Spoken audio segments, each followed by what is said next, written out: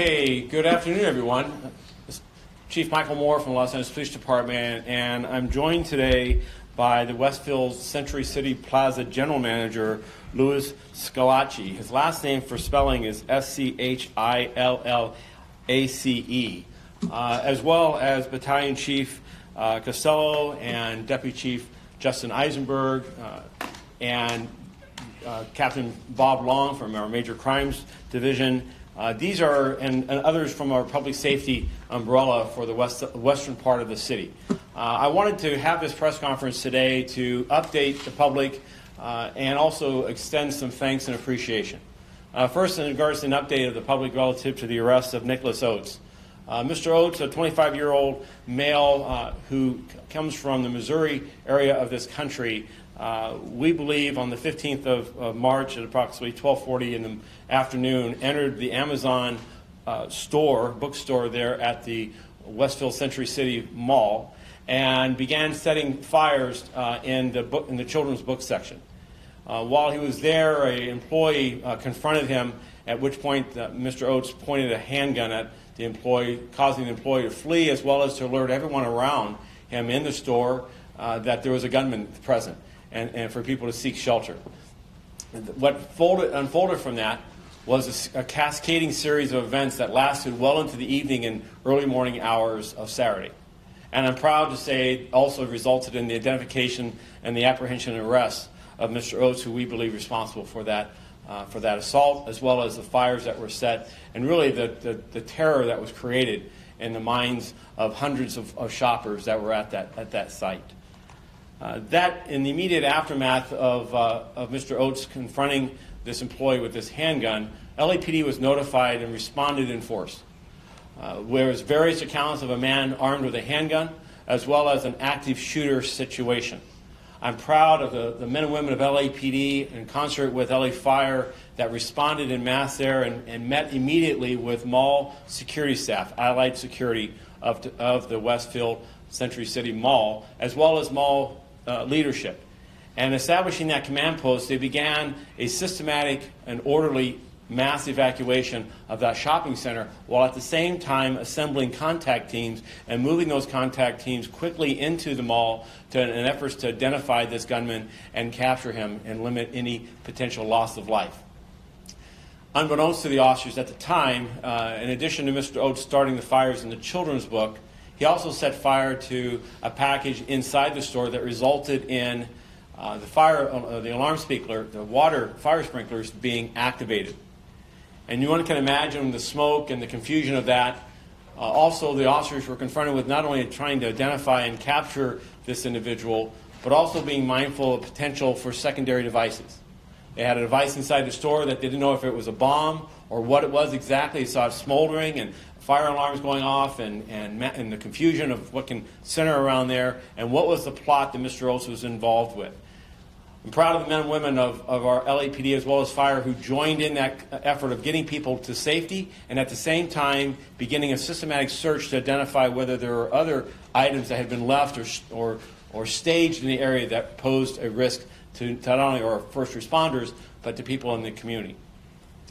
In the immediate aftermath, once we finally clarified that the suspect was no longer on the premise, as well as rendering the smoldering box inside the store safe and determining that there was no other secondary devices, the mall was reopened.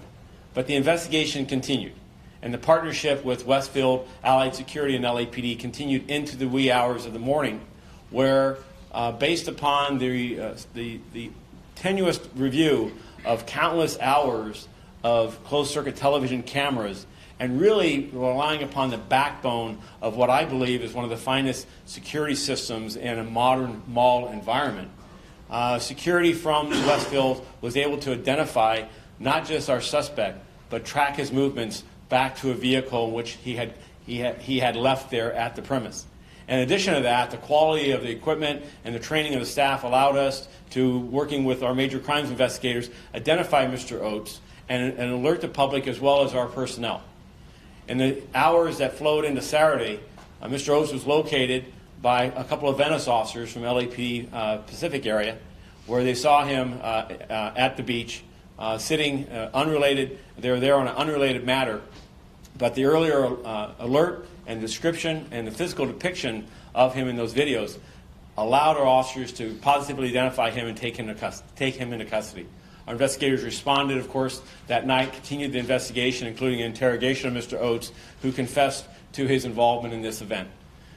As to the motivation of this, we understand or believe today this to be an efforts of a disgruntled employee, unhappy with Amazon as a former employee and taking out his revenge in this bizarre and very dangerous manner. Today, this matter was presented to the District Attorney's Office, where District Attorney Jackie Lacey's personnel filed 6 counts of arson against Mr. Oates, as well as 1 count of burglary and an assault with a deadly weapon charge. So he will be arraigned today and face the consequences of his actions. In closing, I want to again call out that my efforts or my review of this is that our response, while I know it impacted public safety in a sense of inconvenience with traffic and with congestion of personnel and certainly a chaos of people not knowing what was going on, I want to compliment that our men and women moved towards that danger swiftly, that their partnerships by working with Westfield Properties leading up to this event.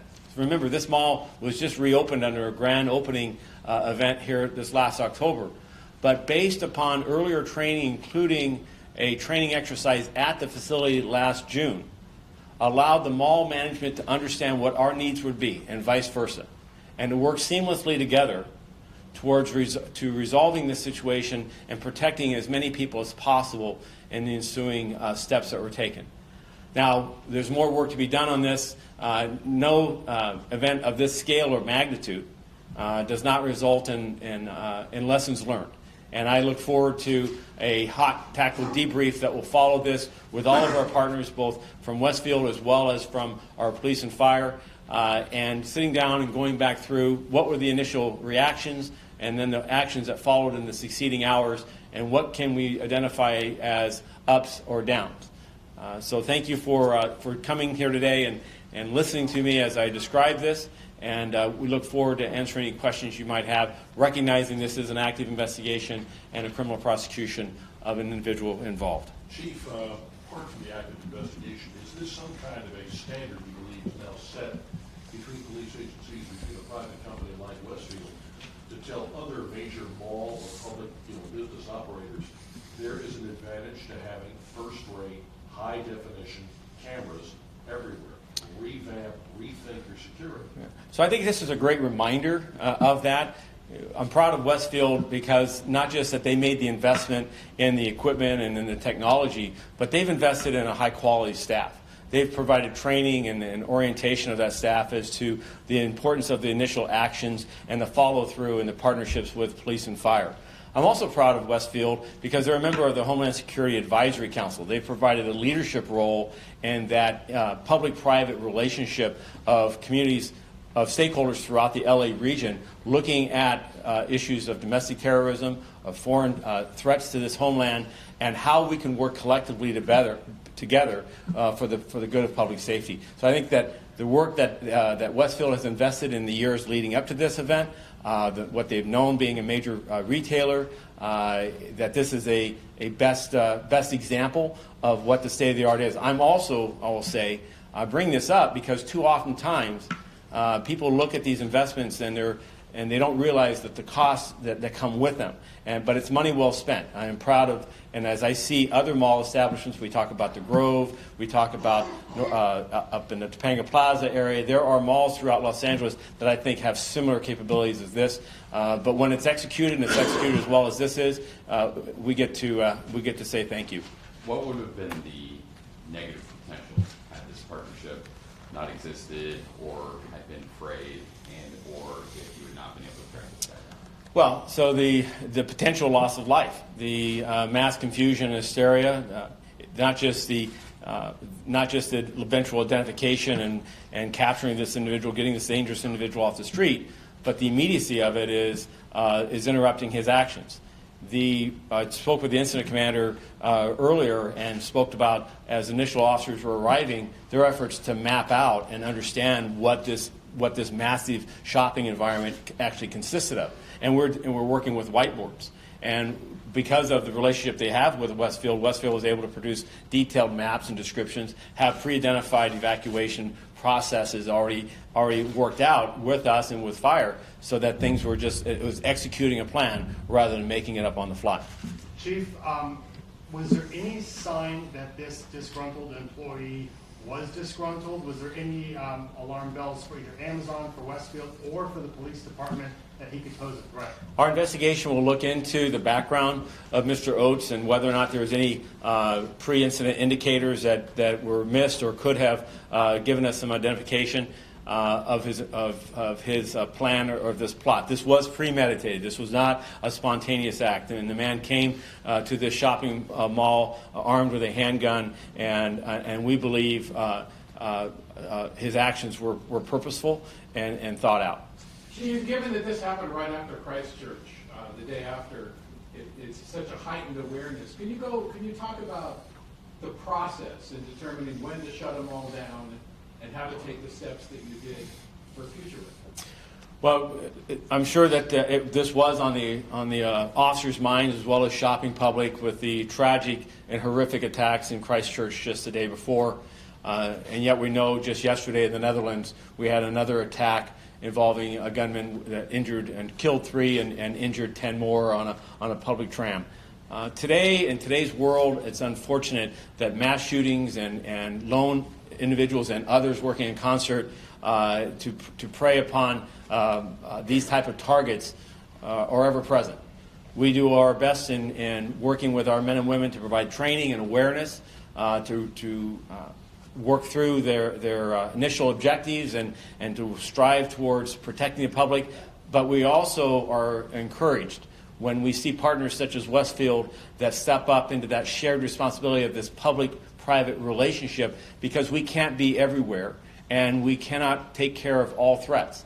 And in this instance, not only was there preparation in advance of this, both investment in resources, both personnel resources as well as equipment, but in the immediacy of the immediate hours as this thing unrolled, Westfield stepped up and their personnel also aided us in taking over certain tasks and responsibilities that didn't necessarily require a police officer or a firefighter, but did improve public safety by being able to marshal those resources that were already in pocket, if you will. So I think it's a great model, but yet, as I said, while we're happy with it, we're pleased, we're congratulating our corporate partners in this endeavor. We'll go back at this and slow down, unwork it. Deputy Chief Eisenberg, as commanding officer of West Bureau, I'm confident will oversee that debrief, and we'll see what other lessons can be learned as we continue to go out and refine our work. Chief, can you say more about Mr. Oates? Did he work at that store or other Amazon location in the city? I'm gonna limit that right now, just given that my understanding is he is from Missouri. He's here. I don't believe he has residence here at this point, and he found himself there as a disgruntled former employee. How about his age? 25 years of age. Chief, did any indication what books he was burning? I know he was in the children's section. Do you know specific? I don't have the authors. Yeah. Go ahead, Marcia. Thank you. Go ahead. Yes. To the extent you can, could you walk us through what happened after Oates pulls out the gun and when he left the property? Did he threaten other individuals? Do we think he ever intended to use the gun at some point? So well, I'm not going to get into his mind. He's been charged with assault with a deadly weapon. He pointed that handgun at an individual, we believe, with the intent to use it. Certainly had the capacity to. In his aftermath of what happened following his escape or his leaving of that mall, I don't have that information. Chief Captain Long, anything to add? We will be looking into tracking his actions from the mall to where he was taken into custody, but we don't have any further on that particular line of In other words, questioning. was the mall employee able to scare him off somehow, or what did the employee do that got him to run away? No, right. He didn't run away. He actually started fires after the confrontation and then left the scene after that. And so as he left the scene, I mean, was it a case where he was blending in with other people that were evacuating? We won't have all that information. We will go back and track. We initially focused on finding them and getting them in custody. We'll now be going back and going, all right, what are step-by-step processes from when he left the floor, got out of the mall, where he went to, because we are still looking for that gun, and it was in the press release, but any help from the public on finding that gun, obviously any found guns, if you could contact your local police department, we'd be interested in finding that. We do not. So to be clear, he brought out the gun to begin with the initial confrontation, then set the fires and then escaped? I'm not going to go over the whole timeline. I could have my investigators talk to you a little bit more in detail, but there were fires, or at least attempt on fires, after the gun was pointed. One more. Well, big picture philosophy question then.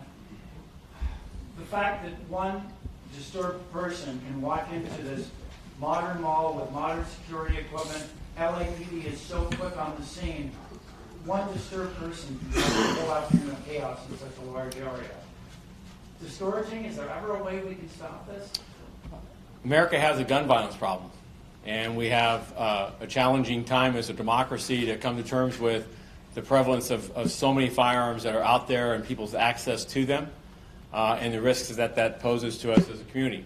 What I think this shows is a preparation to understand that we have those type of vulnerabilities as a community, and steps that can be taken to improve our safety and the resilience of our ability to withstand such madness, if you will. That the partnership is not just LAPD and LA Fire, that the partnership is in private as well as in the public sector, and the criticality of see something, say something. We will go back and look at his actions leading up to this attack, if you will, and determine was there any telltale signs? Was there information relative to his mental health? Was there information relative, did he speak out and give friends or other individuals indicators or statements? Was there something on social media or otherwise that he espoused violence or his intentions? And if there were, did we act on them as a community, not as an LAPD, but as a community? Did we act on them and bring that information to the attention of the of officials? I will close by saying that is that the prevalence of these type of attacks, when you look at these type of events that occur in our communities, it's critical that all of us share in the responsibility of when we see troubled behavior and we see aggressive behavior and people espousing violence or venting, if you will, that we not just put it aside as somebody who's just talking off the top of their hat. That you bring in local officials, you bring in law enforcement, allow us to assess if the person needs help from mental health professionals, if the person has criminal intentions, allow us to investigate that and do everything possible to stop this from occurring. Thank you. Thank you. Chief, you have a second topic here